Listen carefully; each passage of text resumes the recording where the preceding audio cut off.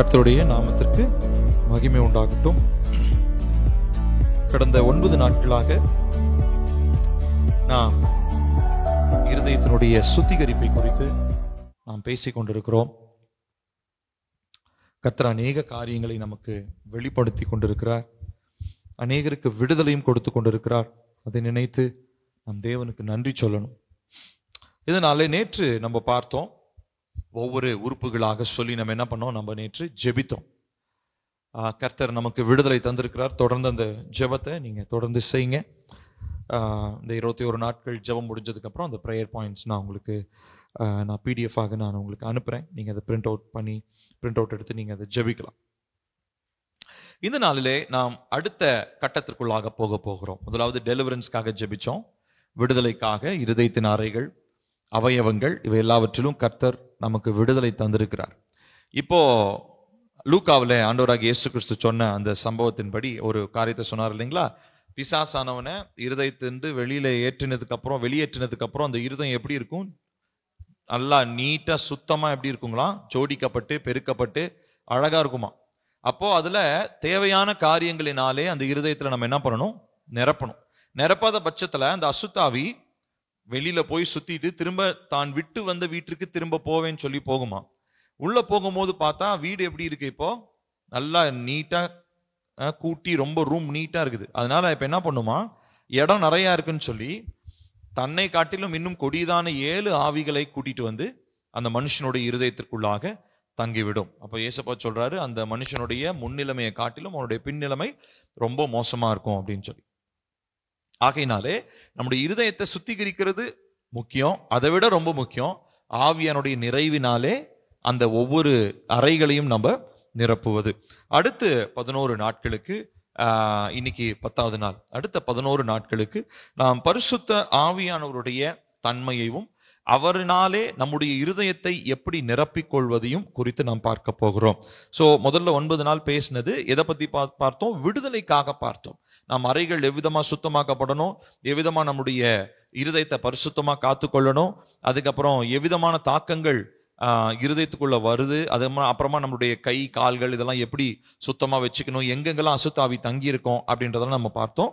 இப்போ கடந்த நாட்களில் நம்ம ஏறெடுத்த ஜெபத்துல நிச்சயமா கர்த்தர் நமக்கு விடுதலை தந்திருக்கிறார். அது நம்ம அதை விசுவாசிக்கணும். அந்த ஜெபங்களை நம்ம தொடர்ந்து நம்ம செய்யணும். அது மாத்திரமல்ல, இப்போ நம்ம பார்க்க போறது கர்த்தருடைய ஆவியானவர் நம்மை எவ்விதமாக நிரப்ப போகிறார். நான் ஒவ்வொரு நாளும் உங்களோடு கூட பரிசுத்த ஆவியானவர் நமக்கு கற்றுத்தருகிறதான நிறைய காரியங்கள் இருக்கிறது. கிட்டத்தட்ட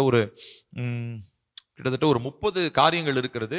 அது 30ஐயும் ஒரே நாள்ல சொல்ல முடியாது. ஆகையினாலே ஒவ்வொரு நாளும் ஒரு 3 காரியங்களாக நான் சொல்றதுக்கு முயற்சி பண்றேன். அப்படின்னாலும் நமக்கு முடிக்க முடியுமான்னு தெரியல. 21 நாட்கள்ல பார்க்கலாம். நம்ம சீக்கிரமாக இந்த காரியங்களை நாம் கற்றுக்கொள்ளணும். ஆவியானவர் நமக்கு கற்றுக் கொடுக்கிறதான காரியங்கள். சரி, இந்த நாளிலே நாம் பார்க்க போகிறது getting intimate with the spirit of God.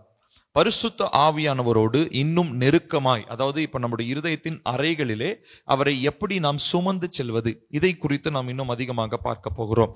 இந்த நாட்களிலே 3 காரியங்கள் ஆவியானவரை குறித்தும் நமக்கும் ஆவியானவரோடும் இருக்கிறதான உறவை குறித்தும் 3 காரியங்களை நான் மையப்படுத்தி இந்த நாளிலே பேச போகிறேன். முதலாவதாக நாம் பார்க்க போகிறது, கர்த்தருடைய சமூகத்திலே நாம் இவ்விதமாய் வரும் பொழுது நமக்கு தேவைப்படுகிற ஒரு காரியம், பரிசுத்த ஆவியானவர் நம்மிடத்துல விரும்புகிற ஒரு காரியம் என்ன அப்படின்னு சொல்லி பார்த்தீங்கன்னா தாழ்மை, ஹம்பிள்னஸ். இந்த தாழ்மை அப்படின்றது இது மனுஷனாகிய நம்மிடத்துல கர்த்தர் எதிர்பார்க்கிற ஒரு முக்கியமான ஒரு ஆட்ரிபியூட், ஒரு குணாதிசயம். இந்த தாழ்மை பற்றி சொல்லும் பொழுது ஒரு வசனம் சொல்லுது, தாழ்மை உள்ளவர்களுக்கு கர்த்தர் எப்படி இருக்கிறாரா? கிருபை கொடுக்கிறாராம். கிருபையா இருக்கிறார். தாழ்மை உள்ளவர்களிடத்துல கர்த்தர் கிருபை தருகிறார். தங்களுடைய இருதயத்தை கர்த்தருக்கு முன்பதாக தாழ்த்துகிறவர்கள். இப்போ ஆவியானவரோடு நம்ம இணைந்து நடக்கணும்னு சொல்லி சொன்னாலும், இல்ல ஆவியானவர் நம்மளுடைய இருதயத்தை எப்பொழுதுமே கான்ஸ்டன்டா நம்ம உயிர் மூச்சு கடைசி மூச்சு போற வரைக்கும் ஆவியானவர் நம்ம கூட இருக்கணும்னா அதுக்கு ரொம்ப சிம்பிளான ஒரு காரியம், நம்ம கத்துக்கொள்ள வேண்டிய ஒரு காரியம் என்ன அப்படின்னு சொல்லி பார்த்தீங்கன்னா, நம்மளுடைய இருதயத்துல எந்த அளவுக்கு நமக்கு தாழ்மை இருக்கிறதோ, தேவனுக்கு முன்பதாக மனிதனுக்கு முன்பதாக எந்த அளவுக்கு நமக்கு தாழ்மை இருக்கிறதோ அந்த அளவுக்கு தான் பரிசுத்த ஆவியானவரால நம்மளுடைய வாழ்க்கையில என்ன பண்ண முடியும்?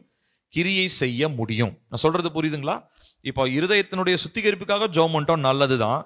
ஆனா அடுத்தது ஆவியானவரால் நிரப்பப்படுறதுக்கு நம்ம இன்னும் அதிகமாக ஜெபிக்க வேணும். அதற்காக நம்ம சிரமம் எடுத்து ஒரு சில காரியங்களை நம்ம கற்றுக்கொள்ளணும். நம்ம உங்களுடைய மைண்டில் இது நல்லா ஆழமா பதிய வச்சுக்கோங்க. ஸோ இப்போ நமக்கு தேவை என்னதுங்க? தாழ்மை.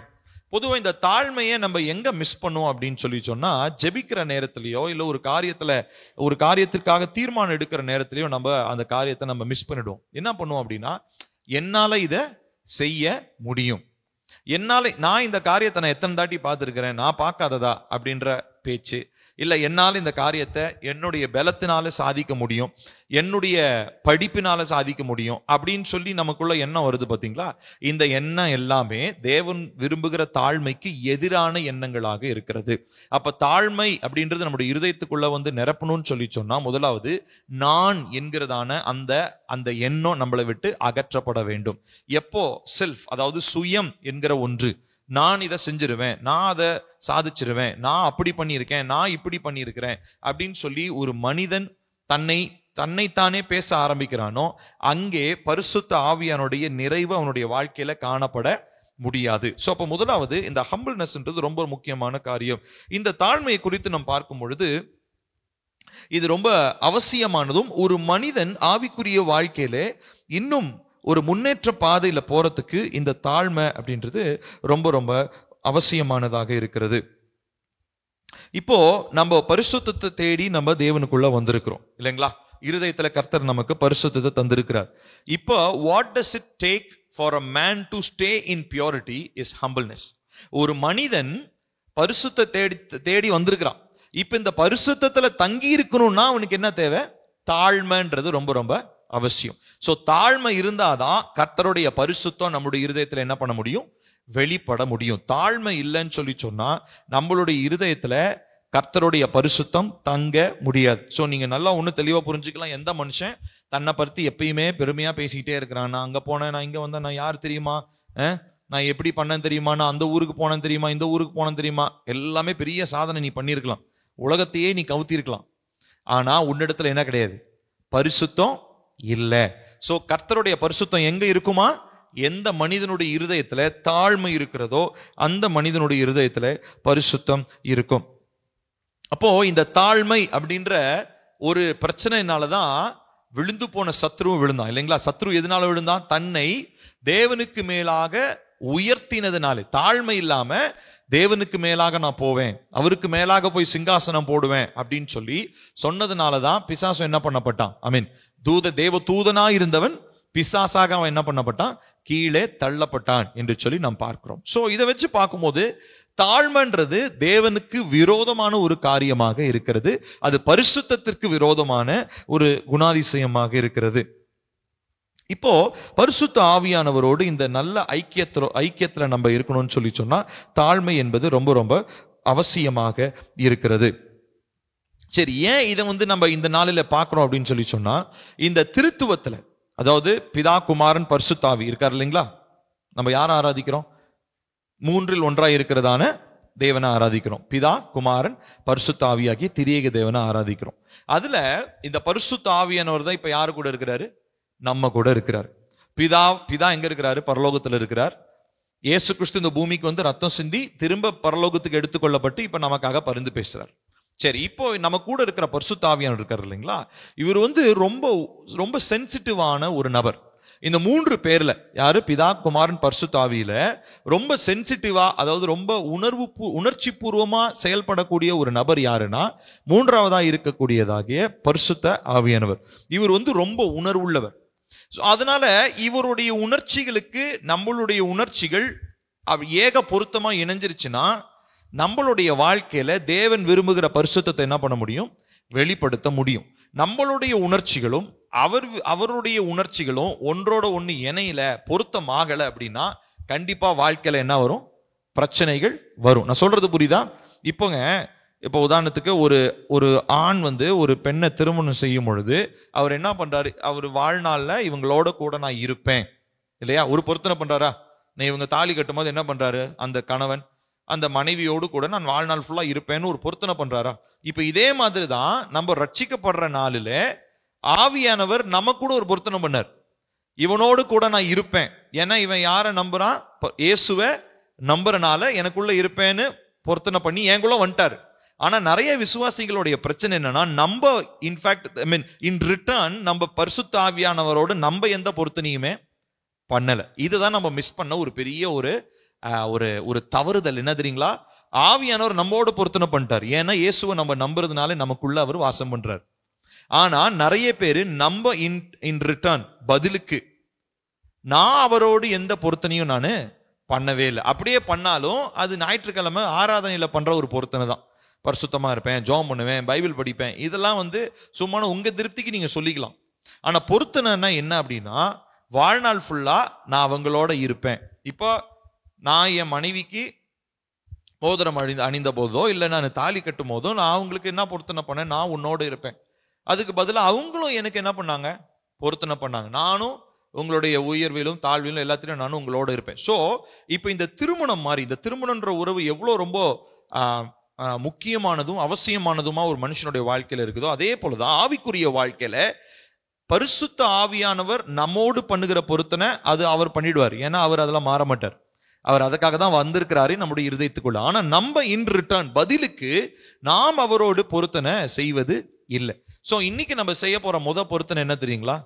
நான் ஆவியானவரோடு இணைந்து நான் நடப்பேன். என்னுடைய இருதயத்துல தாழ்மையை நான் எப்பொழுதுமே நான் பெற்று கொண்டிருப்பேன். என் இருதயத்துல நான் என்று சொல்லியோ மாம்சத்திற்குரிய அகந்தையான சுயத்திற்குரிய எந்த காரியத்தை என்ன பண்ண போறதில்லை, நான் என்னுடைய வாழ்க்கையில என்னுடைய இருதயத்திற்குள்ளாக நான் கொண்டிருக்க போவதில்லை அப்படின்னு சொல்லி நம்ம இந்த நாள்ல ஒரு தீர்மானம், ஒரு பொருத்தனை எடுக்கணும். நான் சொல்றது புரியுதுங்களா? ஆவியானவர் உங்களோட பொருத்தனை பண்ணிட்டாரு. ஆனா நீங்க ஆவியானவரோடு பொருத்தனை பண்றது ரொம்ப ரொம்ப அவசியமானது. இந்த ப்ராசஸ நிறைய கிறிஸ்தவங்களே செஞ்சிருக்கவே மாட்டாங்க. அதாவது இயேசு கிறிஸ்துவ நம்புறனால ஆவியானவர் நமக்குள்ள இருக்கிறாரு. ஆனா பொருத்தனைன்றது வேற. பொருத்தனை என்ன அர்த்தம்? எக்காரணத்தை கொண்டும் அந்த பொருத்தனை நம்ம என்ன பண்ணக்கூடாது, மீற கூடாது. இது ரொம்ப ரொம்ப அவசியம். இப்ப எனக்கும் என் மனைவிக்கு எவ்வளவு பிரச்சனை வந்தாலும், எங்களுக்குள்ள சண்டை சச்சரவு வந்தாலும், நாங்க என்ன பண்றோம், அந்த பொருத்தனையில நாங்க கரெக்டா இருக்கணும். நான் இவளை நேசிக்கிறேன்னு நான் என்ன பண்ணியிருக்கிறேன், எல்லாரும் முன்னாடியும் வாக்கு கொடு, எல்லாரும் முன்னாடியும் மாத்திரம் இல்ல, நான் தேவனுக்கு முன்பதாக நான் வாக்கு கொடுத்திருக்கிறேன். அப்ப எங்களுக்குள்ள வேறுபாடுகள் வித்தியாசங்கள் வந்தாலும் நாங்க என்ன பண்றோம், அதை தாண்டி நாங்க அந்த பொருத்தனையை நிறைவேற்றுவதுதான் எங்களுடைய கடமையாக இருக்குது. அதுதான் எங்களுடைய வாழ்க்கையினுடைய லட்சியமே. திருமண வாழ்க்கையினுடைய லட்சியம் என்ன? கர்த்தருக்கு முன்பதாக, தேவ பிள்ளைகளுக்கு முன்பதாக ஏற்படுத்தினதான அந்த பொருத்தனையை நான் என்ன பண்ணணும், நிறைவேற்றுகிறவனா இருக்கணும். அதுக்கு நான் எப்படி வேணாலும் என்னுடைய வாழ்க்கையை நான் மாற்றி அமைத்துக் கொள்ள வேண்டும். ஸோ இந்த ஒரு மைண்ட், இந்த ஒரு தாட்டு எண்ணம் நமக்குள்ள வேணும். என்னது? நம்ம பரிசுத்த ஆவியானவரோட என்ன பண்ணுங்க, ஒரு பொருத்தனை செய்யணும். அந்த பொருத்தனை எப்பதான் நம்ம செய்ய முடியும்? நம்ம இருதயத்துல தாழ்மையுள்ளவர்களாய் நாம் இருக்கும் போது மாத்திரமே. சரி, இப்படி நம்ம தாழ்மையோடு இருக்கும் பொழுது கர்த்தருடைய ஆவியானவர் நமக்கு என்ன பண்றார் அப்படின்னு சொன்னா, நம்மளுடைய பாத்திரத்தை கனமுள்ளதாக, நம்முடைய சரீரமாகிய இந்த இருதயத்தை கனமுள்ளதாக நாம் காத்துக்கொள்ள பரிசுத்த ஆவியானவர் நமக்கு உதவி செய்கிறார். 1 தெசலோனிக்கேயர் 4வது அதிகாரம் 5வது வசனம்.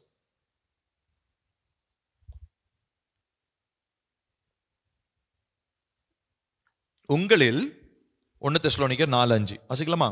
உங்களில் அவனவன் தன் சரீர பாண்டத்தை பரிசுத்தமாயும் கனமாயும் ஆண்டு கொள்ளும்படி அறிந்து, பாருங்க, அறிந்து கொள்ளணும். இது ஒரே நாள்ல பரிசுத்த ஆவியானவரோட இன்னைக்கு ஒரு பொருத்தனை பண்ணீங்கன்னா ஒரே நாள்ல உங்களுக்கு தெரிந்து கொள்ளக்கூடிய ஒரு காரியம் கிடையாது. It is a learning process that you learn from the Holy Spirit. பரிசுத்த ஆவியானவரிடத்திலிருந்து நீங்கள் தினந்தோறும் கற்றுக்கொள்ளுகிற ஒரு காரியம் என்னதுங்களா? உங்களுடைய சரீர பாண்டத்தை, உங்களுடைய பாத்திரம், அதாவது நம்மளுடைய சரீரத்தை கர்த்தர் எப்படி பார்க்கிறார்? ஒரு பாத்திரமா பார்க்கிறார். நம்முடைய இருதயம் ஒரு பாத்திரமா இருக்குது. அதை எப்படி பார்த்துக்கணுமா? பரிசுத்தமாயும் கனமாயும். இந்த சரீரத்தை நம்ம என்ன பண்ண முடியாதுங்க, அசுத்தமான காரியங்களுக்கு நம்ம கொடுக்க முடியாது. ஏன்னா இந்த பாத்திரம், இந்த சரீரம் கனமான காரியங்களுக்காக உருவாக்கப்பட்டது. அப்ப இந்த சரீரத்தை கொண்டு போய் நான் அசுத்தம் பண்றதுக்கும் பாவம் செய்யறதுக்கும் நான் கொடுத்துட்டேன்னு சொன்னா, இந்த பாத்திரத்துல தங்கி இருக்கிறதான ஆவியானவர் என்ன பண்ணுவாருங்க, அவர் அவரை நம்ம வேதனைப்படுத்துறதா இருக்கும், அவருக்கு விரோதமான காரியங்களை நம்ம செய்யறதா இருக்கும். ஆனா அவர் செஞ்ச பொருத்தனையில உண்மையா தான் இருக்கிறார். ஆனா நம்ம செய்யற பொருத்தனையில தான் அவரை விட்டு நம்ம என்ன பண்ணிடுறோம், மீறி நம்ம போயிடுறோம். அப்ப கர்த்தர் நம்ம கிட்ட எதிர்பார்க்கிறது என்ன தெரியுங்களா? சோ இந்த அடுத்த 10-11 நாட்கள் நம்ம லேர்ன் பண்ண போறது, நாம் கற்றுக்கொள்ள போறது என்ன அப்படின்னு சொல்லி சொன்னா, இந்த சரீரமாகிய இந்த பாத்திரத்தை, அந்த இருதயமாகிய இந்த கனமான இந்த பாத்திரத்தை நம்ம எப்படி பரிசுத்தமாகவும் எப்படி கனமாகவும் நம்ம காத்து கொள்ள போறோம், அதற்கு என்னென்ன காரியங்கள் எல்லாம் நம்ம செய்ய போறோம் அப்படின்றத இந்த நாள்ல நம்ம கற்றுக்கொள்ள போகிறோம். நான் உங்களுக்கு சொன்ன மாதிரி இது ஒரே நாள்லயோ இப்ப நான் பேச போற ஒரே பிரசங்கத்திலேயோ இது புரிந்து விட போகிற காரியம் அல்ல. அது அனுதினமும் ஆவியானவர் உங்களுக்கு கற்றுத்தருகிற ஒரு காரியமாக இருக்கிறது. இவ்விதமாய் நம்முடைய இருதயத்தை, நம்முடைய பாத்திரத்தை பரிசுத்தமாயும் கனமாயும் நாம் காத்துக்கொள்ளும் பொழுது, அதை காத்துக்கொள்வதற்கு பரிசுத்த ஆவியானவரிடத்திலிருந்து நாம் அறிவை பெற்றுக்கொள்ளும் பொழுது நிச்சயமாக தேவன் விரும்புகிற பரிசுத்தத்தை நம்முடைய வாழ்க்கையில் என்ன பண்ண முடியுங்க, நம்மளால வெளிப்படுத்த முடியும். ஹல்லேலூயா. அப்போ நம்ம இவ்விதமான ஒரு மனநிலை நமக்கு வேண்டும். சரிங்களா? ஒரு சில வசனங்களை வாசிச்சுட்டு நம்ம இதற்காக நம்ம ஜெபிக்க போகிறோம், தாழ்மைக்காக ஜெபிக்க போகிறோம். 1 யோவான் 1வது அதிகாரம் 9-10 வசனங்கள் யோவான் நமக்கு தெளிவாக நமக்கு நினைப்பூட்டுகிறார். நாம் எப்படிப்பட்டவர்கள் என்றதை நமக்கு வெளிப்படுத்துறார். 1 யோவான் 1:9-10 வாசிக்கலாமா? நம்முடைய பாவங்களை நாம் அறிக்கையிட்டால் பாவங்களை நமக்கு மன்னித்து எல்லா அநியாயத்தையும் நீக்கி நம்மை சுத்திகரிப்பதற்கு அவர் உண்மையும் நீதி உள்ளவுமாயிருக்கிறார். நாம் பாவம் செய்யவில்லை என்போமானால் நாம் அவரை பொய்யராக்குகிறவர்களாயிருப்போம், அவருடைய வார்த்தை நமக்குள் இராது. இந்த 21 நாள் சுத்திகரிப்புக்கு போயிட்டு வந்துட்டங்க, இனிமே என்கிட்ட பாவமே இல்லைன்னு சொல்ல முடியுமா? 21 நாள் முடிஞ்சாலும், இன்னும் நீங்க 2001 நாள் நீங்க ஃபாஸ்டிங் இருந்தாலும் உங்களுடைய மாம்சத்துல என்ன தங்கி இருக்கும்? பாவம் என்பது தங்கி இருக்கும். பாவத்துக்கு ஒன்ஸ் ஃபார் ஆல் முடிவு கட்டணும்னா ஒண்ணு பரலோகத்துக்கு போகணும், இல்ல செத்து போயிடணும், இல்லையா? இது 2 தான் பாவத்துக்கு முடிவு. அப்ப அது இருக்கிற வரைக்கும் இந்த பாவத்தை மேற்கொள்வதற்கான வழிகளை நம்ம ஒவ்வொரு நாளும் கற்றுக்கொள்ள வேண்டியது அவசியமாக இருக்கிறது. அப்ப இந்த தாழ்மையோடு கூட நம்ம ஆவியானவரோடு இந்த பொருத்தனை நம்ம ஏற்படுத்தும் பொழுது அவரோடு கூட அந்த பொருத்தனை செய்யணும். ஆமா ஆண்டவரே, எனக்கு இந்த தாழ்மை வேண்டும், இந்த தாழ்மையோடு கூட நான் உங்ககிட்ட இருந்து என்னுடைய பாண்டத்தை, என்னுடைய பாத்திரத்தை பரிசுத்தமாகவும் கனமாகவும் நான் காத்துக்கொள்றதுக்கு எனக்கு நீங்க வழி தாங்க, எனக்கு சொல்லித்தாங்கன்னு சொல்லி நம்ம இந்த அடுத்த 10-11 நாட்கள் நம்ம அடுத்த ஃபியூ டேஸ்க்கு நம்ம ஜெபிக்க போகிறோம். இன்னொரு வசனத்தை கூட வாசிக்கலாம் பாருங்க. 2 கொரிந்தியர் 7வது அதிகாரம் 1வது வசனம். 2 கொரிந்தியர் 7வது அதிகாரம் 1வது வசனம் வாசிக்கலாமா? இப்படிப்பட்ட வாக்குத்தத்தங்கள் நமக்கு உண்டாயிருக்கிறபடியினால் பிரியமானவர்களே, மாம்சத்திலும் ஆவியிலும் உண்டான எல்லா அசுசியும் நீங்க நம்மை சுத்திகரித்து கொண்டு பரிசுத்தமாகுதலை தேவ பயத்தோடே பூரணப்படுத்த கடவோம். திரும்ப வாசிக்கலாமா? இப்படிப்பட்ட வாக்குத்தத்தங்கள் நமக்கு உண்டாயிருக்கிறபடியினால் பிரியமானவர்களே, மாம்சத்திலும் ஆவியிலும் உண்டான எல்லா அசுத்தங்களும் நீங்க நம்மை சுத்திகரித்து கொண்டு பரிசுத்தமாகுதலை தேவ பயத்தோடு நாம் பூரணப்படுத்த கடவோம். பாருங்க, பூரணப்படுறதுன்றது ஒன் டே ப்ராசஸ். நான் சொன்ன மாதிரி இன்னைக்கு பூரணம் அடைஞ்சிட முடியாது, இல்ல 21 நாள் முடிவுல பூரணம் அடைஞ்சிட முடியாது, இல்ல 100 நாள் ஜெபம் பண்ணி பூரணம் அடைஞ்சிட முடியாது. பூரணம் அடைதல் அப்படின்றது நம்முடைய மரணமோ இல்ல தேவ வருகையோ எது முன்னாடி வருதோ அது வரைக்கும் நம்மளுடைய மாம்சத்திலும் ஆவியிலும் அசுசினா அசுத்தங்கள், பாவத்தன்மைகள் நீங்க நம்மள சுத்திகரித்து கொண்டே இருக்கணும். பரிசுத்தமாகுதல நம்ம ஃபாலோ பண்ணிக்கிட்டே இருக்கணும். அதற்கு நம்ம 2 காரியம் செய்யணும்னு சொல்லியிருக்கேன். 1, இருதயத்துல என்ன வேணுங்க? தாழ்மை வேண்டும். 2வது என்ன சொன்னங்க? தேவ ஆவியானவரோடு நம்ம ஒரு பொருத்தனை பண்ணணும். என்ன பொருத்தனை? ஆவியானவரை உம்மோடு நான் நடப்பேன், நீங்க எனக்கு கற்றுக் கொடுக்கிற காரியங்களை நான் கற்றுக்கொள்வேன் என்று சொல்லி ஒரு பொருத்தனை நம்ம செய்ய வேண்டியது அவசியமா இருக்கு. இப்போ ஒரு ஜெபம் பண்ணலாமா? எல்லாரும் கண்களை மூடி சொல்லுங்க என் பின்னாடி. பிதாவாகிய தேவனே, உமக்கு விரோதமாய் பாவம் செய்தோ உமக்கு சித்தமில்லாத காரியத்தை செய்ததாலோ உமக்கு எதிராய் நான் செயல்பட்டதினால் இப்பொழுது உம்மிடத்தில் இரக்கத்தை கேட்கிறேன். நீர் என்னை மன்னித்து எல்லா அநீதியிலிருந்து என்னை இயேசுவின் நாமத்தில் சுத்திகரிப்பீராக. பிதாவாகிய தேவனே, என் சரீரமாகிய இந்த ஆலயத்தை தீட்டாக்கும்படி தீமையான வார்த்தை என் வாயிலிருந்து வந்ததினால் இயேசுவின் நாமத்தில் மன்னிப்பை கேட்கிறேன். இந்த நாளில் என் உதட்டை சுத்திகரித்து என்னை உமது ஆவி நிறைவினால் என் உதட்டை நிரப்பும். உமக்கு மகிமை தராத எந்த வார்த்தையை நான் பேசியிருந்தாலும் இப்போதே இயேசுவின் நாமத்தில் இரக்கத்தை கேட்கிறேன். ஆண்டவராகிய இயேசுவே, உமக்கு எதிரான எண்ணம் என்னில் வரும்போது உமது மிகுந்த இரக்கத்தை நான் கேட்கிறேன்.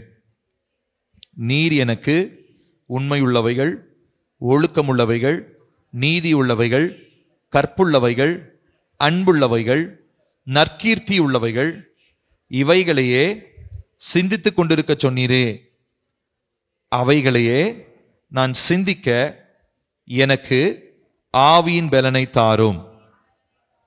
ஆமென், ஆமென். சோ முதலாவது நம்மளுடைய தன்மையை நம்ம எப்படி இருக்கணும்ன்றது, நம்ம மனநிலையை புரிஞ்சு எப்படி நம்மளுடைய மைண்ட் செட் எப்படி இருக்கணும், தாழ்மை உள்ளவங்களா இருக்கணும், பரிசுத்த ஆவியானவரோடு பொருத்தனை பண்ணணும், எப்பொழுதும் அவர்கிட்ட இருந்து கத்துக்கிறதுக்கு நம்ம எப்பயுமே ஆர்வமாக இருக்கணும். ஃபர்ஸ்ட். ரெண்டாவது நாம் இன்னைக்கு பார்க்க போகிறது, அவரை நம்முடைய இருதயத்திற்குள்ளாக நாம் ஒவ்வொரு நாளும் வரவேற்க வேண்டும். ஒவ்வொரு நாளும் அவரை இன்வைட் பண்ணணும். பிசாசு தான் கதவு திறந்திருந்தா என்ன சொல்லுவாங்க, திறந்த வீட்டுல நாய் புகுந்த மாதிரி. அந்த வேலையை செய்யறது யாரு? பிசாசு. பரிசுத்த ஆவியானவர் கதவு திறந்திருந்தாலும் அவர் தடதடன் உள்ளலாம் வந்துடவே மாட்டார். அவருடைய தன்மை என்னன்னா, he is a gentle God. அவர் ரொம்ப மென்மையானவர், ரொம்ப சாஃப்டான ஒரு பர்சனாலிட்டி அவருக்கு. அவரு நம்மை நிரப்பணும் அப்படின்னு சொன்னா, இந்த நாட்களிலே அந்த ஆவியானவரை, பரிசுத்த ஆவியானவரை நாம் ஒவ்வொரு நாளும் நம்முடைய வாழ்க்கைக்குள்ளாக நாம் நாம் நம்ம வரவேற்கிறதுக்கு நம்ம பழகணும். நான் ஏற்கனவே ஒரு 2 weeks பேக் நான் பேசியிருக்கேன். அருமையான ஒரு ஊழியக்காரர் பெனிஹின் என்று சொல்லி ஒரு தேவ மனிதன், அவருடைய புக் ஒன்று இருக்கு. படிக்க தெரிஞ்சவங்க எல்லாரும் கண்டிப்பா அந்த புக்கை படிக்கணும். குட் மார்னிங் ஹோலி ஸ்பிரிட், காலை வந்தனங்கள் பரிசுத்த ஆவியானவரே அப்படின்னு சொல்லி ஒரு புக் இருக்கு. அந்த புக்கை தமிழ்லயும் இருக்குது. கண்டிப்பா படிக்க தெரிஞ்சவங்க எல்லாரும் வாங்கி படிங்க. சீரியஸா சொல்றேன், எல்லாரும் கண்டிப்பா அந்த புக்கை வாங்கி படிங்க. அந்த புக்கினுடைய விலை 125 ரூபா, 130 ரூபா, 150 ரூபாய். ஸோ அந்த புக்கை தயவு செஞ்சு வாங்கி படிங்க. உங்களுக்கு வேணும்னா என்கிட்ட கேளுங்க. ஆன்லைன்ல இருக்கிறவங்க மேபி நீங்க அந்த கிண்டில்லாம் இருக்கு இல்லைங்களா, இப்போ எனக்கு புக்லாம் இல்லை, நான் இது டேப்லயே படிக்கிறேன் அப்படின்னா கிண்டில் அந்த புக் இருக்கு. அந்த புக் நீங்க கிண்டில் வாங்கி படிக்கலாம். சரி, கண்டிப்பா இதை நம்ம படிக்கணும். இப்போ இதனுடைய அவசியத்தை நம்ம பார்க்க போகிறோம். ஆண்டவராக இயேசு கிறிஸ்துவை ஏற்றுக்கொண்டது அந்த நொடியில பரிசுத்த ஆவியானவர் வந்துட்டாருன்னு சொல்றோம். ஆனா அவரை ஏன் நம்ம அனுதினமும் நம்ம வரவேற்கணும் அப்படின்னு சொன்னா, நான் உங்களுக்கு சொன்ன மாதிரி இயேசுவை ஏற்றுக்கொண்ட நாளிலே நம்ம இடத்துல உள்ள வந்தது உண்மைதான், நம்ம இருதயத்தில் தங்கி இருப்பது உண்மைதான். ஆனா ஒவ்வொரு நாளும் அந்த சூழ்நிலையை பொறுப்பெடுத்துக் கொள்ளும்படி, காரியங்களை அவர் கண்ட்ரோல்ல, அவருடைய கட்டுப்பாட்டிற்குள்ளாக கொண்டு போகும்படி அவர் ஒவ்வொரு நாளும் நம்ம வாயினால அவரை வரவேற்கணும்ன்றத பரிசுத்த ஆவியானவர் என்ன பண்றாரு, எதிர்பார்க்கிறார்.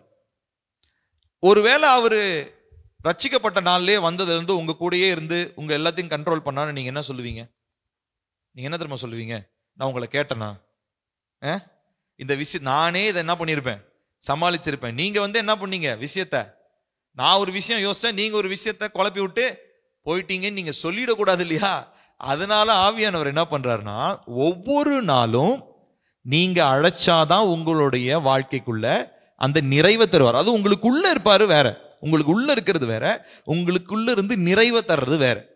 இப்ப நமக்குள்ள இருக்கிறதுனால நம்ம ஒழுக்கமும் பரிசுத்தமும் மற்ற காரியங்கள் எல்லாம் நமக்கு நினைப்பு ஊட்டிக்கிட்டே இருப்பார். ஆனா நமக்குள்ள இருந்து அந்த நிரம்பி வழிகிற அனுபவம், அது ஓவர் ஃப்ளோவிங் அனுபவம் இருக்கு இல்லைங்களா, அது அன்லெஸ் அண்ட் அன்டில் நீங்க அவரை இன்வைட் பண்ணால் ஒழிய, அவரை வரவேற்று அவருக்கு அந்த அதிகாரத்தை கொடுத்தால் ஒழிய, அவர் தானாய் அந்த அதிகாரத்தை என்ன பண்ண போறது இல்லை, எடுத்துக்கொள்ள போறது இல்லை. அப்போ நமக்கு ரெண்டாவது நம்ம செய்ய வேண்டிய ஒரு காரியம் என்னங்க, நம்ம ஒவ்வொரு நாளும் ஒவ்வொரு சூழ்நிலையவும் நம்முடைய வாழ்க்கையவும் குடும்பத்தையும் எல்லாவற்றையும் பரிசுத்த ஆவியானவருடைய கட்டுப்பாட்டுக்குள்ள நம்ம என்ன பண்ணணும், நம்ம வாயை திறந்து அறிக்கை செஞ்சு ஒப்பு கொடுக்கணும். சும்மா மனசுல ஜெபம் பண்றது இல்ல, வாயை திறந்து. நான் சொன்னேன் இல்லைங்களா, எப்படி பிசாசு மனசுக்குள்ள ஜெபம் பண்றது பிசாசுக்கு தெரியுமா? வாயை திறந்துதான் நீங்க பிசாசை ரெபியூக் பண்ணணும். அதே மாதிரிதான் பரிசுத்த ஆவியானவருக்கு தெரியும். ஆனா நீங்க வெளிப்படையா நீங்க அதை விரும்பி அதை சொல்றீங்கன்றது வாயில தான் அது வெளிப்படும் இல்லைங்களா? நீங்க மனசுல யோசிக்கிறது வேற, வாயை திறந்து சொல்றது வேற. இப்ப நான் இவரை பத்தி மனசுல யோசிக்கிறது நிறைய இருக்கலாம். ஆனா இவரு காயப்பட்டுருவாரேன்னு சொல்லி நான் ஒரு சில காரியங்களை என்ன பண்ணிருக்கலாம், மனசுக்குள்ள வச்சுக்கிட்டு இவர் காயப்படாத வார்த்தைகளை மாத்திரம் நான் என்ன பண்ணலாம், வாயை திறந்து பேசலாம் இல்லையா? இதே மாதிரிதான். ஆனா ஆவியானவர் அது ஒரு படி மேல. அவர் என்ன பண்றாரு, இருதயத்துல நினைக்கிறதையும் ஆராய்ஞ்சு அறிந்திருக்கிறாரு, நம்ம வாயினால சொல்றதையும் அவரு எதிர்பார்க்கிறாரு, ஆராய்ந்து அறிந்திருக்கிறார். அப்போ நம்ம வாயை திறந்து தினந்தோறும் நம்ம சொல்ல வேண்டிய காரியம், பரிசுத்த ஆவியானவரே உம்மை நான் என்னுடைய வாழ்க்கைக்குள்ளாக வரவேற்கிறேன். இந்த கால வேளையில என் வீட்டுக்கு நான் வரவேற்கிறேன். நான் ஒருவேளை நீங்க ஆபீஸுக்கு போனீங்கன்னா என்னுடைய ஆபீஸ்க்கு நான் உங்களை என்ன பண்றேன், வரவேற்கிறேன். ஒருவேளை நம்ம வேலை செய்யற இடத்துல போறீங்க, ஒரு இடத்துல போய் நீங்க நிக்கிறீங்க, ஒருத்தவங்களோட பேச போறீங்க, அப்ப நீங்க என்ன பண்ணுங்க, ஆவியானவரே உங்களை நான் வரவேற்கிறேன். நான் எப்பயுமே அந்த புக்கு படிச்சதுல இருந்து என்னுடைய பிரேயர் என்ன தெரியுங்களா, நான் பைக்ல போகும்போது கார்ல போகும்போது, பரிசுத்த ஆவியானவரே நீங்க என் கூட இப்போ வாங்க. சோ இது வந்து இது ஆண்டவருக்கு தான் எல்லாமே தெரியுங்களா, அப்ப ஏங்க சொல்லணும் அப்படின்னா, அப்ப நம்ம எதுவுமே நம்ம கிறிஸ்தவங்களா இருக்கிறதுக்கே லாய்க்கே இல்லை. இப்படியே எல்லாமே சொல்லு, அவருக்கு எல்லாமே தெரியும், அவருக்கே எல்லாமே தெரியும், அவரே எல்லாம் பார்த்துக்காருன்னா அப்புறம் என்னத்துக்கு ஜெபம், அப்புறம் என்னத்துக்கு பைபிள் வேத வாசிப்பு எல்லாம் இல்லைங்களா? அப்போ தேவன் நம்மிடத்துல இது, அதனாலதான் முதல்லயே அவருடைய தன்மையை பத்தி சொன்னா, அவர் எப்படிப்பட்டவர், சென்சிட்டிவா இருப்பார். அவர்கிட்ட நீங்க ஒரு காரியத்தை சொன்னாதான் அவர் என்ன பண்ணுவாரு, செய்வார். நீங்க அனுமதி கொடுத்தாதான் அந்த காரியத்தை அவர் செய்வார். அவர் தடன்னு வந்து அப்படியே வந்து உங்க வாழ்க்கை அப்படியே பயங்கரமா புரட்டி போட்டு அப்படியே கவிழ்த்தி போட்டுட்டுலாம் போக மாட்டார். அவர் நீங்க அனுமதி கொடுத்தாலொழிய அவர் உங்களிடத்துல வந்து கிரியை செய்ய போவது இல்லை. அப்போ நம்ம டெலிபரேட்டா, நம்ம விருப்பப்பட்டு அவரிடத்துல இந்த காரியத்தை நாம் கேட்க வேண்டியது அவசியமாக இருக்கிறது. அதே போல அவருக்கு விரோதமான காரியத்தை நம்ம செஞ்சிட்டோம்னு சொல்லி சொன்னா உடனே நம்ம வாயை திறந்து மன்னிப்பு கேட்க வேண்டியது அவசியமா இருக்குது. மன்னிப்பை மனசுக்குள்ள கேட்கறது வேற, வாயை திறந்து மன்னிப்பு கேட்கறது வேற. பரிசுத்த ஆவியானவர் நம்ம வாயை திறந்து நம்ம மன்னிப்பு கேட்கணும்ன்றதை எதிர்பார்க்கிறார். ஸோ நம்ம வாயை திறந்து சொல்லும் போது என்ன நடக்குது தெரியுங்களா, நம்மளுடைய தாழ்மையில நம்ம இருக்கிறோம், நம்ம தாழ்மையில நம்ம நடப்போம். விஷயம் சொன்னீங்களா, தாழ்மை. ஸோ எனக்குள்ள அந்த சுயம்ன்றது மரித்து போய், அதாவது சுயத்தை நான் அடக்கி பரிசுத்த ஆவியானவருக்கு நான் இடம் கொடுக்கும் பொழுது, நான் எப்பயுமே மனசுல இல்ல வாயிலிருந்து தான் அந்த காரியத்தை நான் கன்ஃபார்ம் பண்ணிக்கிட்டே இருப்பேன், உறுதிப்படுத்தி கொண்டே இருப்பேன். அப்ப ஆவியானவர் என்னிடத்துல அந்த காரியத்தை அவர் எதிர்பார்க்கிறார். சரி, அப்போ ரொம்ப முக்கியமான ஒரு காரியத்தை, ஒரு சீக்ரெட், ஒரு ஹேக் நான் உங்களுக்கு சொல்லி தர போறேன். பரிசுத்த ஆவியானவர் தினந்தோறும் உங்களுக்குள்ள வர்றதுக்கு ஒரு சீக்ரெட்டான ஒரு என்ட்ரி பாயிண்ட் நான் சொல்லி தர போறேன். அது என்ன தெரியுங்களா? ஒரு வசனம் வாசிப்போம். 1 சாமுவேல் 16:13.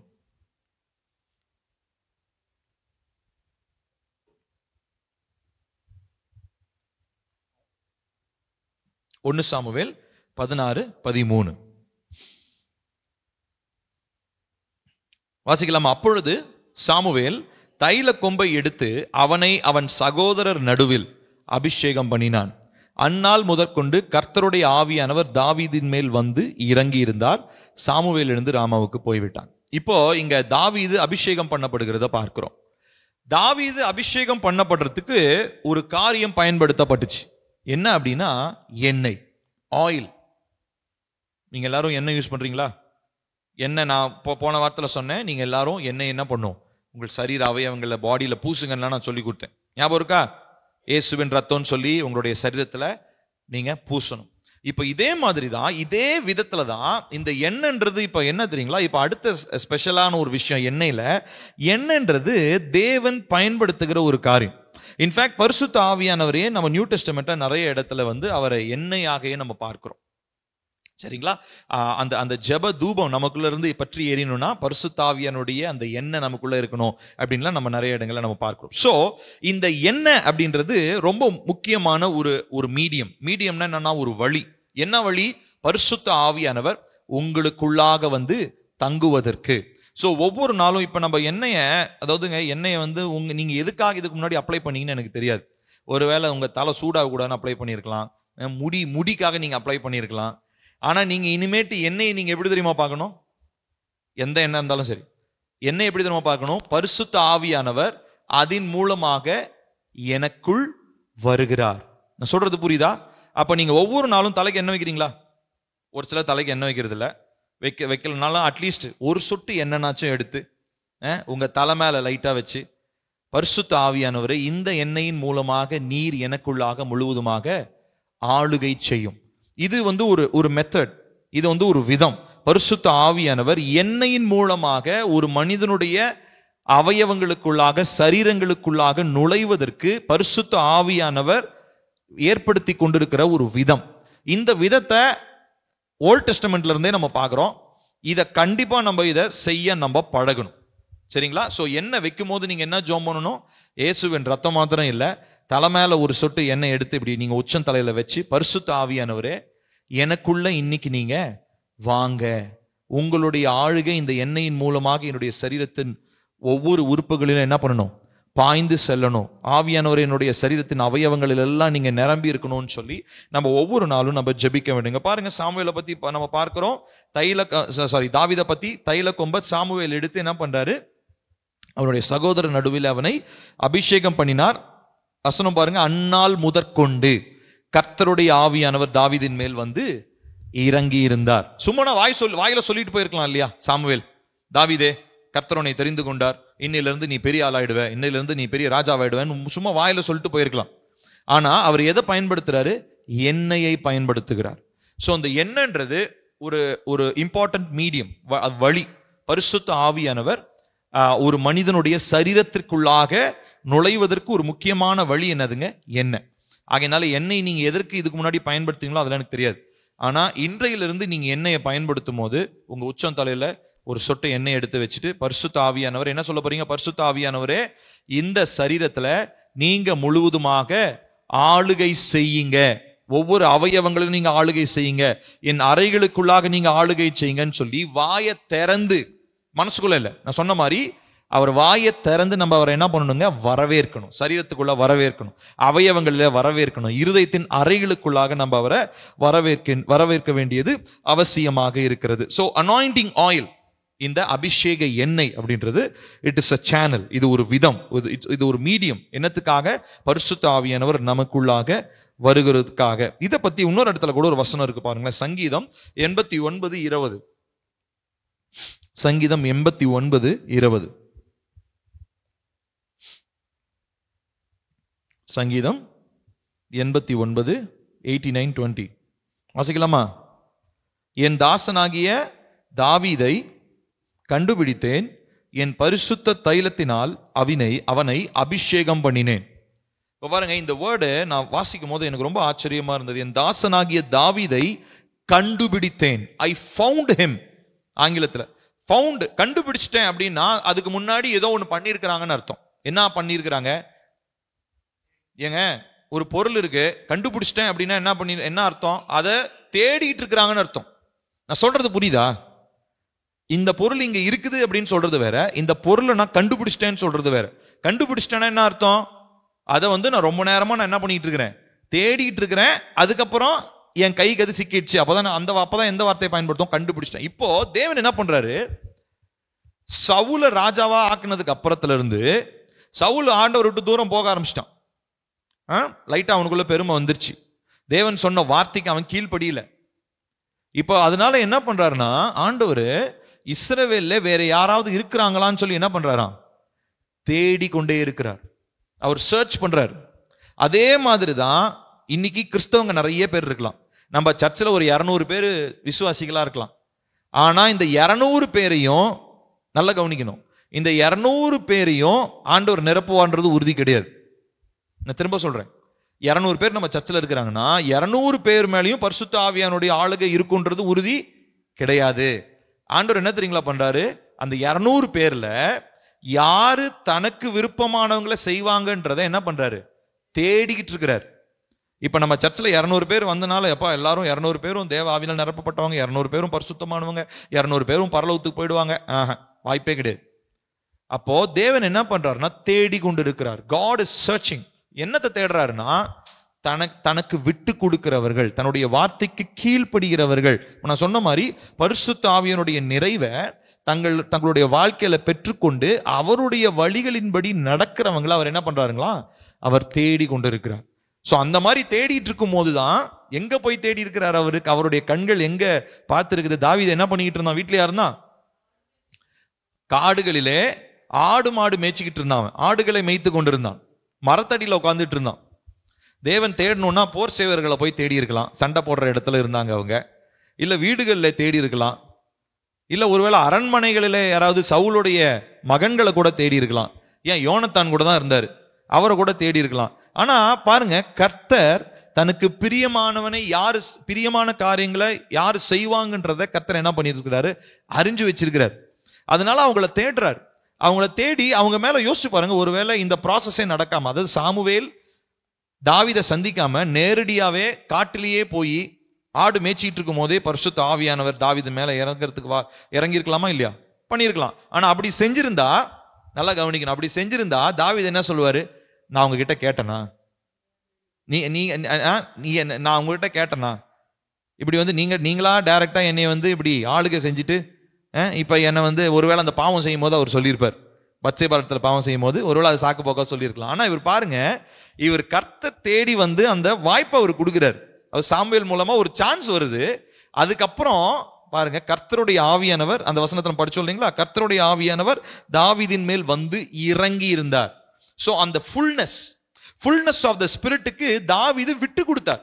மேபி தெரியறதுக்கு சாமுவேல் மூலமா தெரிய வந்துச்சு. ஆனா அந்த விட்டு கொடுக்கிற அந்த ஸ்டேஜ், அந்த நிலைக்கு வரும்பொழுது தாவீது தான் அதை சுயமாக அதை செய்தார். சோ பரிசுத்த ஆவியானவர் ஃபோர்ஸ் பண்ணி தாவீதுக்குள்ள என்ன ஆகலைங்க, வரல. ஒருவேளை அவர் சின்ன வயசுல சின்னவரா இருக்கலாம், ஆனா கட்டாயப்படுத்தி ஆவியானவர் அவருக்குள்ள வரல. காரணம், ஆவியானவர் என்ன பண்ண போறது இல்லை, யாருக்குள்ளேயும் கட்டாயப்படுத்தி தன்னை திணித்து கொள்ள போவது இல்லை. So unless and until you invite him, அவரை நம்ம வரவேற்றாலோடைய. ஸோ அப்போ நம்ம வரவேற்கிறதுக்கு தான் ஒரு முக்கியமான ஒரு விதம் சொல்லியிருக்கேன். என்னதுங்க, தினந்தோறும் என்ன பண்ணுங்க, எண்ணெய் எடுத்து தலை மேல உங்க உச்சம் தலையில லைட்டா வச்சு நீங்க என்ன சொல்லணும், பரிசுத்த ஆவியானவரே இந்த சரீரத்தினுடைய எல்லா அவயவங்களிலும் நீங்க இன்னைக்கு என்ன பண்ணுங்க, ஆளுகை செய்யுங்க. எல்லா அவயவங்களும் உம்முடைய ஆளுகைக்கு நான் ஒப்பு கொடுக்கிறேன். என்னுடைய இருதயத்தின் அறைகளில 90 அறை இருக்கு இல்லையா, உங்களுக்கு என்னென்ன அறையெல்லாம் கர்த்தர் வெளிப்படுத்திருக்கிறோம் அந்த அறையெல்லாம் சொல்லி எல்லா அறைகளிலும் உம்முடைய ஆளுகை இந்த நாளிலே உண்டாவதாக அப்படின்னு சொல்லி ஒவ்வொரு நாளும் நாம் ஜெபிக்க வேண்டியது அவசியமா இருக்கிறது. சோ இந்த நாளிலும் பரிசுத்த ஆவியானவர் யாரை தெரியுங்களா தேடுறாரு, தாவீது மாதிரி ஒருத்தங்களை தேடிக்கிட்டே இருக்கிறார். அவங்கள தேடி கண்டுபிடிச்சிட்டாருன்னு சொல்லி சொன்னா அவங்களுக்குள்ளாக நிரந்தரமாக அந்த ஐக்கியம், அந்த பொருத்தனை செய்து அவங்களோடு கூட அந்த நெருக்கமான ஒரு ஐக்கியத்தை நம்ம பரிசுத்த ஆவியானவரோடு பெற்றுக்கொள்ள முடியும். ஸோ அவர் தேடும் பொழுது நீங்க அவர் கண்ணில் சிக்கினீங்கன்னா அதுதான் உங்களுக்கு பெரிய ஆசீர்வாதமே. அல்லேலூயா. இப்ப தாவீது கரெக்டா தேவனுடைய பார்வையில சிக்கிட்டார். அதனால பாத்தீங்கன்னா இயேசுக்கே இன்னொரு பேர் என்ன வந்துருச்சு, தாவீதின் குமாரன்ற அளவுக்கு தாவீது அவ்வளவு பெரிய ஆளாயிட்டார். எதனால, அவர் தன்னை தாழ்த்தி வேற எதையுமே ஆசைப்படாம அவர் என்ன பண்றாருங்க, கர்த்தருடைய சமூகத்துல அவர் பாட்டு பாடிக்கிட்டு ஆடு மேய்ச்சிக்கிட்டு தான் இருந்தாரு. கர்த்தர் அவரை தேடி கண்டுபிடித்தார். சோ தாவீது தேடி போல, கர்த்தர் அவரை தேடி கண்டுபிடித்தார். நான் சொல்றது புரியுதுங்களா உங்களுக்கு? சோ இந்த காரியத்துல நம்ம ரொம்ப தெளிவாக இருக்கணும். இப்ப இந்த அபிஷேகத்திற்காக நம்ம ஜெபிக்க போகிறோம். கர்த்தர் நம்மை நிரப்பும்படியாக நம்ம எல்லாரும் சேர்ந்து நம்ம ஜெபிக்க போகிறோம். எல்லாரும் உங்களுடைய இதயத்து மேல கை வச்சு ஜெபிக்கலாமா? பிதாவாகிய தேவனே, இந்த அபிஷேகத்தின் வல்லமையினால் நான் இப்போது பரிசுத்த ஆவியானவரோடு புதிதாய் நடக்கிற ஒரு அனுபவத்தையும் கனியுள்ள வாழ்க்கையையும் இயேசுவின் நாமத்தில் கேட்கிறேன்.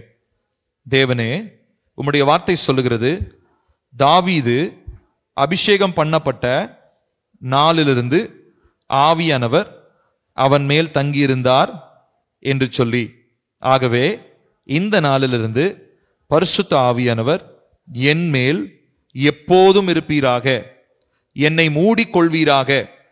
பிதாவாகிய தேவனே, இந்த அபிஷேகத்தினால் இன்றிலிருந்து ஒரு புதிய அளவிலான பரிசுத்த ஆவியானவரின் அனுபவம் என்னில் உண்டாகட்டும். பரிசுத்த பிதாவே, இந்த அபிஷேகத்தினால் பரிசுத்த ஆவியானவரின் வல்லமை நான் இன்றிலிருந்து முழுமையாய் பெற்றுக் கொள்ளுகிறேன்.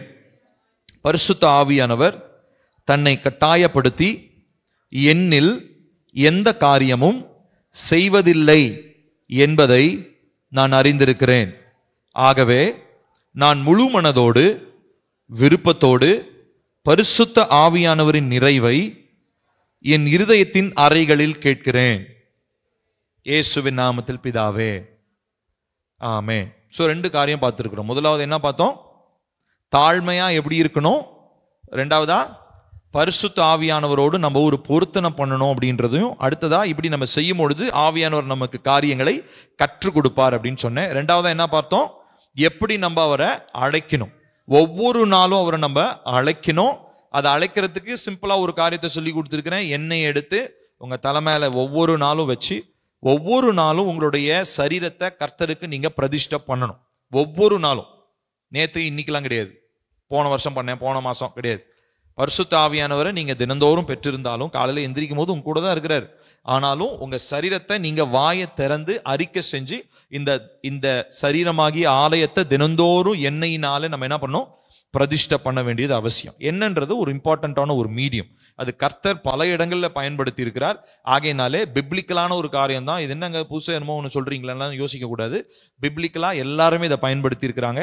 ஆகையினாலே நாமும் இந்த எண்ணெயை தலையில நம்ம வச்சு நம்ம ஒவ்வொரு நாளும் நம்ம ஜெபிக்கணும். சரியா?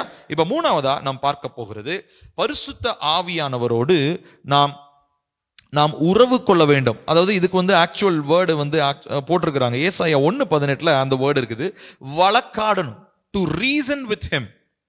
இந்த வழக்காடுறது அப்படின்னா இந்த வார்த்தையை நம்ம தமிழ்ல கொஞ்சம் ஒரு சூப்பர்லேட்டிவ் டிகிரியில எழுதி வச்சிருக்கிறாங்கன்னு நினைக்கிறேன். வழக்காடுறதுன்னு என்னதுன்னா, தப்பு நடந்துருச்சு அப்படின்னா அவங்களுக்காக வழக்காடுறது, அந்த வார்த்தையை நம்ம யூஸ் பண்ணுவோம். ஆனா டு ரீசன் அப்படின்னா காரணமாக, காரியம் வெளிப்படும்படியாக பேசுவது, அதுதான் வழக்காடுறது. 1:18 வாசிக்கலாமா? வழக்காடுவோம் வாருங்கள் என்று கர்த்தர் சொல்லுகிறார். உங்கள் பாவம் சிவேரென்று இருந்தாலும் உறைந்த மழையை போல வெண்மையாகும், அவைகள் இரத்தாம்பர சிவப்பாய் இருந்தாலும் பஞ்சை போலாகும். இப்ப நல்லா கவனிக்கணும். இப்போ பரிசுத்த ஆவியானவர் நமக்குள்ள வர்றது எதுக்காக தெரியுமா? நானும் அவரும், நீங்களும் பரிசுத்த ஆவியானவரும் ஒருவரோடு ஒருவர் என்ன பண்ணணும் தெரியுங்களா? வழக்காட வேண்டும். வழக்காடுறதுன்னா அதாவது காரியமாக பேச வேண்டும். என்ன காரியத்தை அவர் எனக்கு கற்றுக் கொடுக்கிறார், இல்ல நான் என்ன காரியத்தை அவரிடத்திலிருந்து கற்றுக்கொள்கிறேன் அப்படின்றத காரியமாக, அதுதான் ஆக்சுவலி வழக்காடுவோம்ன்றது தப்பு பண்ணிட்டு நியாயம் செய்யற அந்த வழக்காடுதல் கிடையாது. நம்மளுடைய டிரான்ஸ்லேஷன்ல அப்படி இருக்குது. ஆனா ஆக்சுவலா reason out with him. Reason அவுட்னா என்ன அர்த்தம்? ஒரு விஷயம் உங்களை செய்ய சொல்றாருன்னா எதுக்காக இதை செய்ய சொல்றாரு அப்படின்ற கேள்வி கேட்கலாம். இல்ல ஒருவேளை என் வாழ்க்கையில இது நடந்ததுன்னா நீங்க அவர்கிட்ட என்ன கேள்வி கேட்கலாம்? எதற்காக ஆண்டவரே இந்த காரியங்களை என் வாழ்க்கையில அனுமதிக்கிறீங்க? சோ இந்த ஒரு பெரிய ஒரு ஸ்லாக்கியம் நமக்கு கிடைக்குது. என்ன ஸ்லாக்கியம் தெரியுமா? பரிசுத்த ஆவியானவரோடு வழக்காடுகிற, அதாவது ரீசன் அவுட், காரியமாக காரியத்தை வைத்து பேசக்கூடிய ஒரு ஸ்லாக்கியத்தை கர்த்தர் நமக்கு தருகிறார். அவர் நமக்குள்ள இருந்துகிட்டு இதை செய், அதை செய், இதை செய்யு வெறுமனே இன்ஸ்ட்ரக்ஷன் மாத்திரம் கொடுக்க மாட்டார். நம்ம பரிசுத்த ஆவியானவர் அப்படி புரிந்து கொள்ள கூடாது. நமக்குள்ளாக இருந்து லெஃப்ட்ல போ, ரைட்ல போ, நேரா போ அப்படின்னு சும்மா நம்மள ஒரு திசை திருப்புற ஒரு என்ன சொல்றது, ஒரு டைரக்ஷன் மீட்டர் மாதிரி அவர் கிடையாது. அவர் நமக்குள்ளாக இருந்து நம்மோடு கூட உறவு கொள்ளுகிறவர். அவர் பேசுறத நான் கேட்க முடியும், நான் பேசுறத அவர் கேட்டு அவர் நிச்சயமா பதிலும் எனக்கு தருவார். சோ இந்த ரீசனிங் அவுட், காரியமாக அவரோடு பேசுறத நான் பரிசுத்த ஆவியானவரோடு நான் பழக்கி கொள்ள வேண்டும். அப்போ இந்த எண்ணெய்னால் அபிஷேகம் பண்ணது ரெண்டாவது காரியம் பார்த்தோம் இல்லைங்களா? அதுக்கு அடுத்த ப்ராசஸ் என்ன அப்படின்னா, அவரோடு நான் அமர்ந்து நான் பேச வேண்டும். அதனாலதான் தினம்தோறும் நமக்கு அந்த மெடிடேஷன் டைம், தியான நேரம், நம்ம டைம் வித் காட், தனியா தேவனோடு செலவழிக்கிற நேரம்ன்றது ஏன் அவசியம்னு சொல்றேன் தெரியுமா?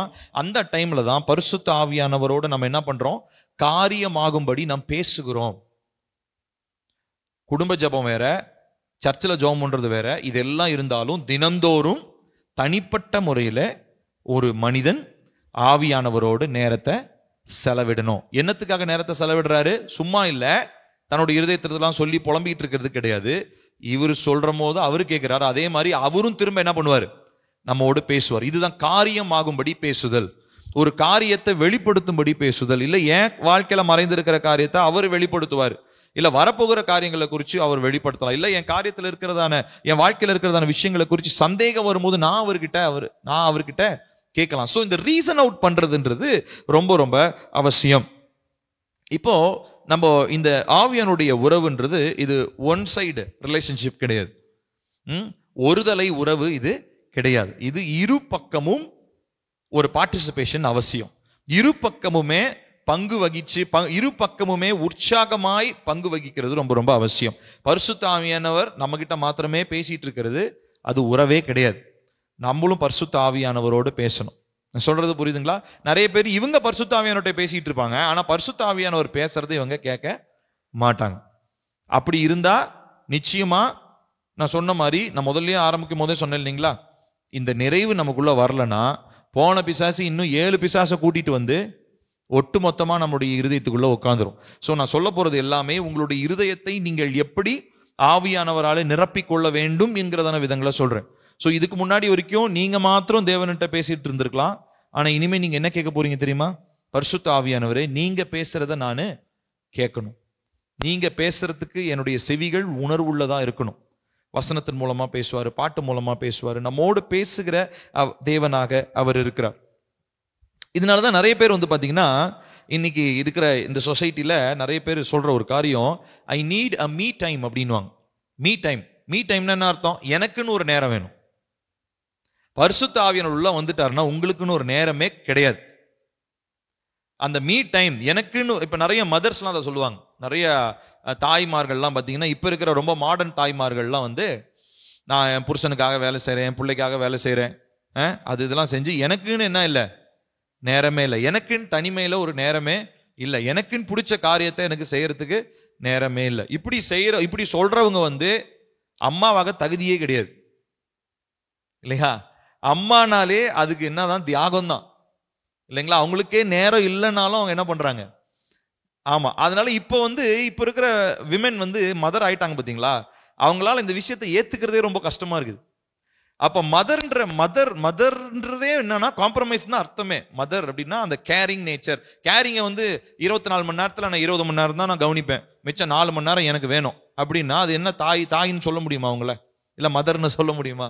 ஆனா இன்னைக்கு நிறைய மதர்ஸ் எல்லாம் வந்து இன்னைக்கு பெண்களாய் வாலிப பெண்களாய் இருந்து மாடர்ன் டே திங்கிங், இந்த நவீன கால யோசனைகள் நிறைஞ்சிருக்கிறதான தாய்மார்கள் வந்து இப்படி தப்பா புரிஞ்சிட்டு இருக்காங்க. கிடையவே கிடையாது. சோ எங்க போனாலும் குடும்பம் கூட தான் இருக்கும். குடும்பத்துக்காக நம்ம செய்ய, அதுக்காக தான் கர்த்தர் நமக்கு தாய்மையவே கொடுத்திருக்கிறாருன்றதை அவங்க மறந்துட்டாங்க. தாய்மைன்றது எல்லாரும் தாய்மைன்றது ஒரு வரம் அப்படின்லாம் சொல்லுவாங்க. ஆனா ரொம்ப முக்கியமானது அது என்ன தெரியுங்களா? அது தியாகத்தோட கலந்திருக்கிற ஒரு காரியம். ஸோ அதனால மதர்ஸ் வந்து, அது மாடர்ன் டே மதர்ஸ்க்கு நம்ம இது கண்டிப்பா சொல்லி கொடுக்கணும். ஸோ மாடர்ன் டே மதர்ஸ்க்கு மீ டைம்னா ஒண்ணுமே கிடையாது. அப்படி சொன்னாங்கன்னா அவங்க வந்து உண்மையான ஒரு குடும்பத்தை நடத்துக்கிறதுக்கே லாய்க்கே இல்லை அவங்க. சரிங்களா? ஸோ அதே மாதிரிதான் ஸ்பிரிச்சுவல் பர்சனும், ஆவிக்குரிய மனுஷனும் அதே மாதிரிதான். நான் தனியா இருந்து கொஞ்ச நேரம் எனக்குன்னு பிடிச்சதை நான் செய்யணும்னு சொன்னானா அவன் கிறிஸ்தவனா இருக்கிறதுக்கு தகுதியே இல்லை. ஏன்னா எனக்குன்னு பிடிச்சதை நான் செய்யும் போது, எனக்குன்னு இருக்கும் போதே அங்க ஆவியானவர் வெளியே போடுறாரா?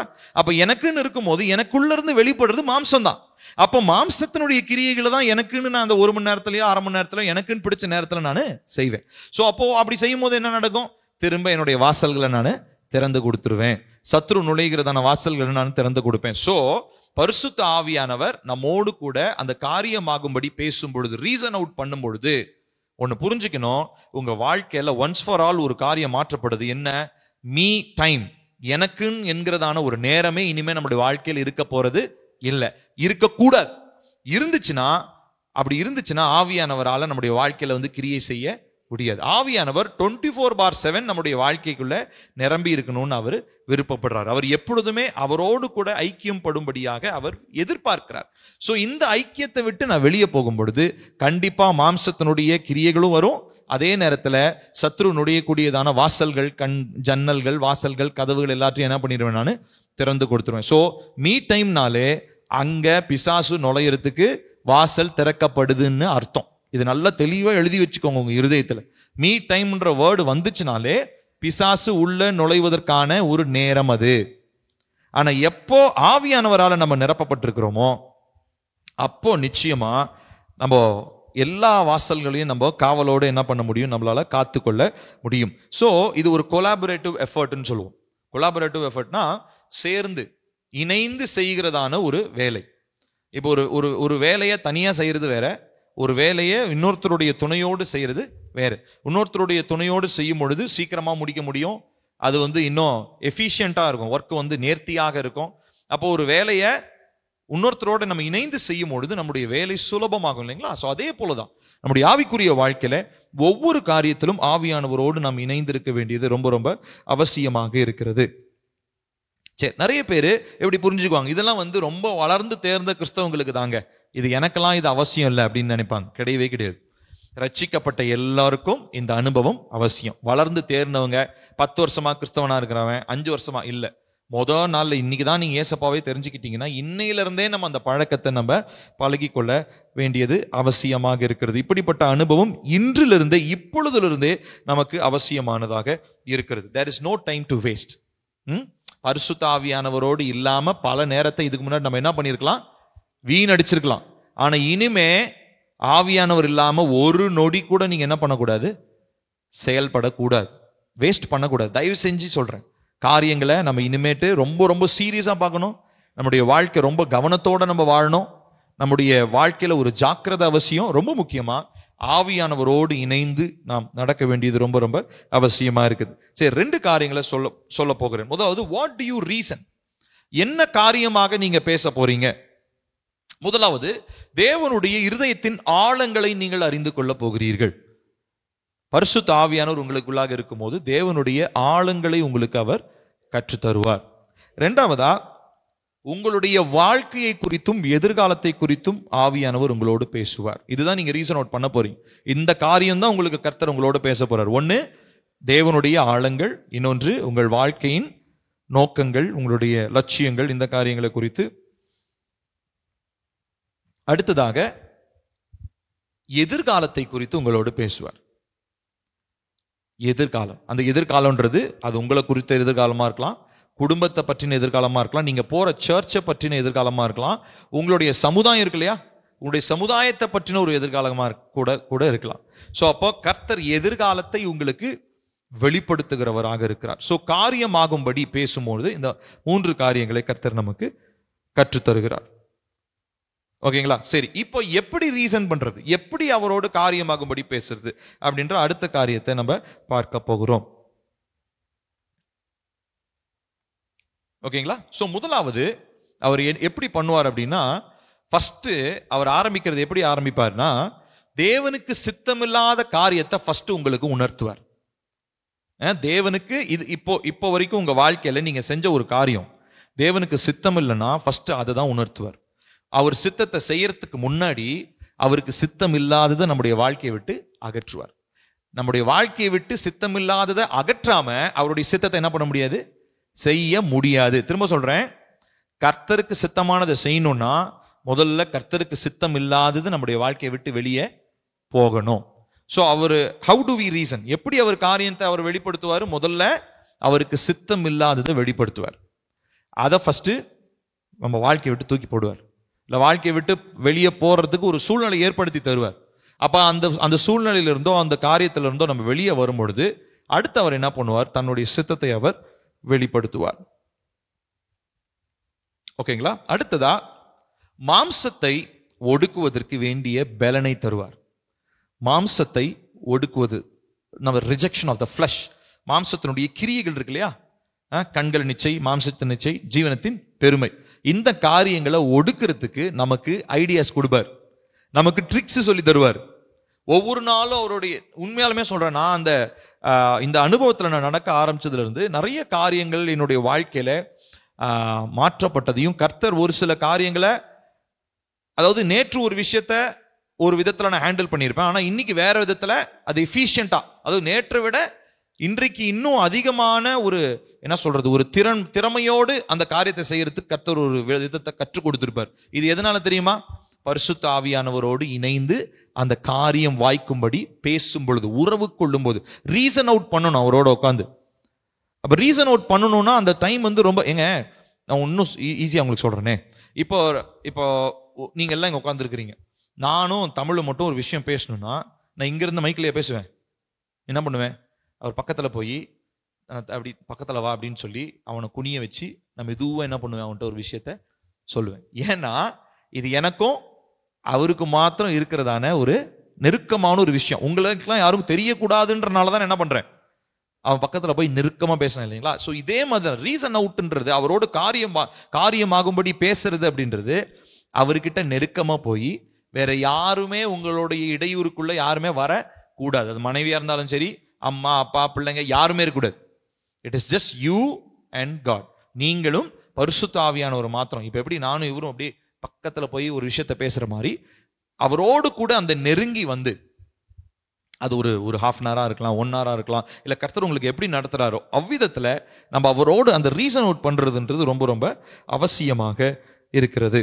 சரிங்களா? சோ அவர் செய்யற காரியம் என்னதுங்க? முதலாவது சித்தத்தை அவர் வெளிப்படுத்துவார். முதலாவது சித்தம் இல்லாததை அகற்றுவார், சித்தத்தை வெளிப்படுத்துவார். அடுத்ததா மாம்சத்தை எதிர்க்கிறதற்கு வேண்டியதான பலனை அவர் தருகிறார். ஓகேங்களா? சோ அப்ப இந்த காரியங்களை குறித்து நம்ம ரொம்ப ரொம்ப ஜாக்கிரதையாக இருக்கணும். யோவான் 3:6 விதமா சொல்லுது. யோவானுடைய சுவிசேஷம் 3வது அதிகாரம் 6வது வசனம்.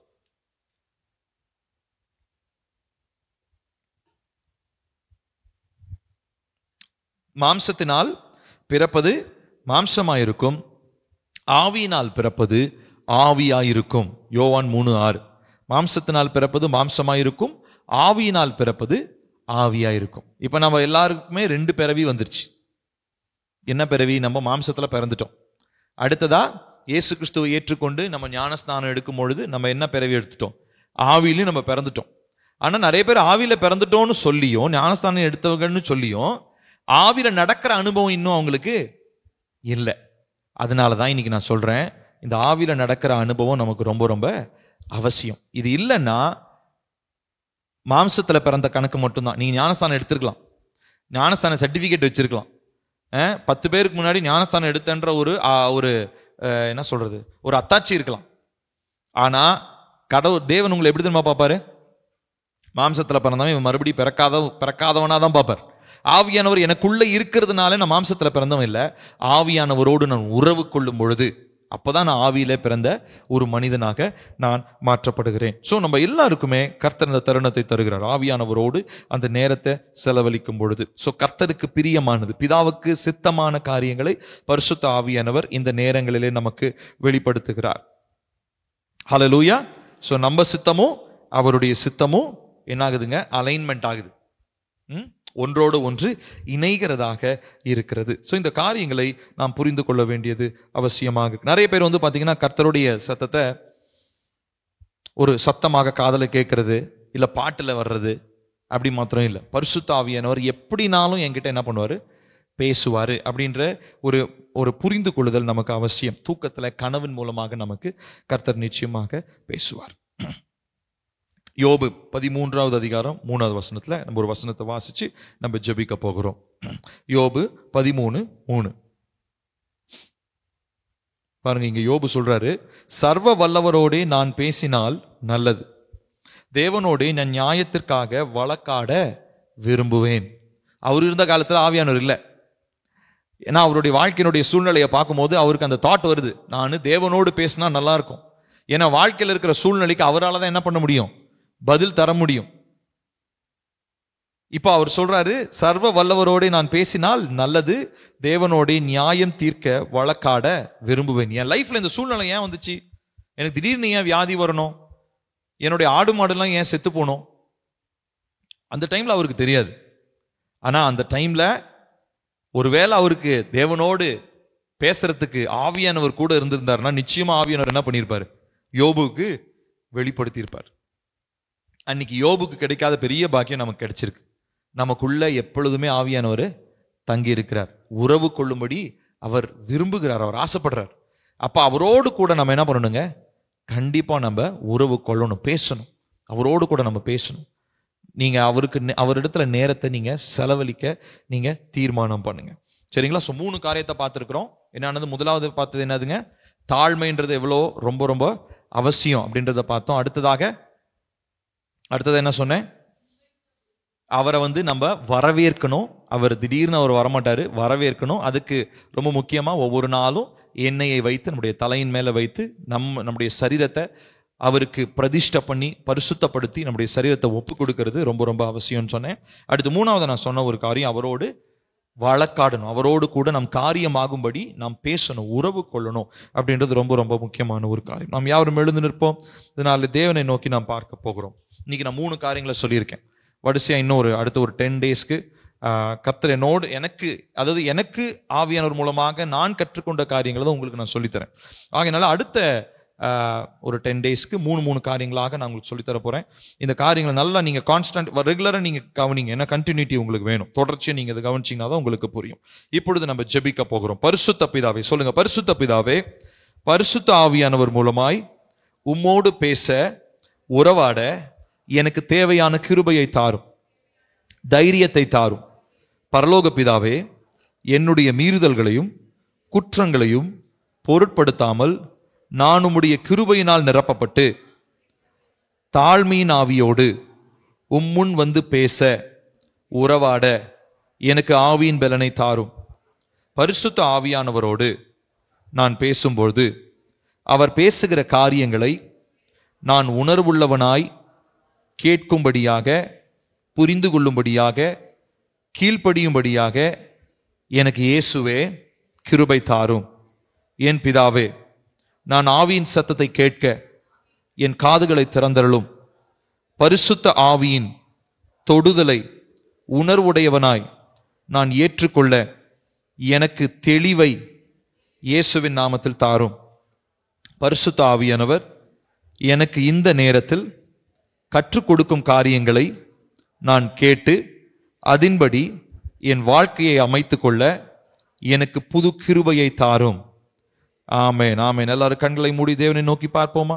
கர்த்தாவே, இந்த நாளிலே பரிசுத்த ஆவியானவரே, உம்மை குறித்ததான ஒரு காரியத்தை நீர் எனக்கு கற்றுக் கொடுத்து கொண்டிருக்கிறீர்.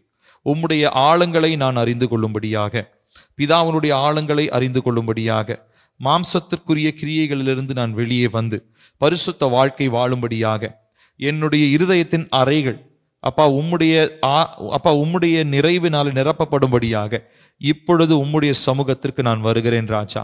கர்த்தருடைய ஆவியானவர் இந்த நாளிலே எங்களோடு நீர் பேசின இந்த வார்த்தைகளின்படி நாங்கள் வரவேற்கிறோம். ஒருவேளை இதுக்கு முன்னாடி அப்பா ஏனோ தானோன்னு சொல்லி இருந்திருக்கலாம். இதுக்கு முன்னாடி இந்த டெலிவரன்ஸ் ஆகிறதுக்கு முன்னாடி எங்களுடைய இருதயத்தில் அநேக காரியங்கள் நிரம்பி இருந்திருக்கலாம். ஆனா இந்த நாளிலே கர்த்தாவே, அப்பா உம்முடைய நிறைவிற்காக நாங்கள் வருகிறோம். உம்முடைய நிறைவினாலே எங்களுடைய இருதயம் நிரப்பப்படும்படியாக வருகிறோம். கர்த்தருடைய ஆவியானவர் நீர் எங்களோடு கூட எங்களுடைய இருதயத்தின் ஆழங்களிலே அப்பா நீங்க நிரம்பி நீங்க ஆளுகை செய்யும்படி உம்மை அன்பாய் நாங்கள் அழைக்கிறோம். எல்லாரும் கண்களை மூடி நாம் ஜெபிக்கலாமா? கண்களை மூடி கேட்கலாமா? ஆவியானவரே, என்னுடைய இருதயத்தில் முழுவதுமா நீங்க ஆளுகை செய்யுங்க. என்னுடைய இருதயத்தில் முழுவதுமா நீங்க ஆளுகை செய்யுங்கப்பா. ஹல்லேலூயா. இயேசுவே, உம்மை நாங்கள் துதிக்கிறோம்ப்பா, உம்மை நாங்கள் துதிக்கிறோம்ப்பா. ஓ இயேசு ராஜா, உமக்கு நன்றி நன்றி நன்றி நன்றி நன்றி அப்பா, நன்றி அப்பா, நன்றி அப்பா, நன்றி அப்பா. ஆவியானவரே, அந்த தாழ்மையின் ஆவி எங்களுக்கு தாங்கப்பா. தாழ்மை உள்ளவங்களா நாங்க இருக்கணும்ப்பா. கேட்கலாமா எல்லாரும்? கர்த்தாவே, எனக்குள்ள காணப்படுகிற பெருமை என்னை விட்டு வெளியேறட்டும். எனக்குள்ள காணப்படுகிற இந்த சுயத்தின் எண்ணங்கள் வெளியேறட்டும். எனக்குள்ள காணப்படுகிற மேன்மையான காரியங்கள், மேன்மை பாராட்டல்கள் விலகட்டும் அப்பா. அப்பா, இந்த நாளிலே அப்பா உம்மோடு கூட நான் உறவாடும்படியாக, உம்மோடு கூட காரியமாகும்படி உம்மோடு கூட நான் பேச, நீர் என்னோடு பேச கர்த்தாவே, இந்த காரியத்தை எங்களுக்கு கற்று தந்திருக்கிறீர்கள். இந்த நாள் உங்க சமூகத்திற்கு நாங்க வருகிறோம். எங்களோடு கூட நீங்க பேசுங்க, எங்களை நீங்க ஆளுகை செய்யுங்க அப்பா. இந்த இருதயத்தின் அப்பா இந்த சுத்தத்துல ஆண்டவரே, நீங்க எங்களுக்கு கடந்த நாட்கள்லாம் எங்களுக்கு பேசி கற்றுக் கொடுத்தீங்க. இந்த நாளிலும் அப்பா, இந்த காலை வேளையிலும் கர்த்தாவே, உங்க சமூகத்துல அப்பா உங்களுடைய நிறைவினாலே எங்களுடைய இருதயத்தின் அறைகள், எங்களுடைய சரீரத்தின் அவயவங்கள் எல்லாம் உம்முடைய நிறைவினால நிரப்பப்படும்படி நாங்கள் வந்திருக்கிறோம்ப்பா. எங்களை முழுவதுமாய் நாங்கள் ஒப்புக் கொடுக்கிறோம்ப்பா. நீங்க ஆளுகை செய்யுங்க. ஸ்தோத்திரம், ஸ்தோத்திரம், ஸ்தோத்திரம், ஸ்தோத்திரம்.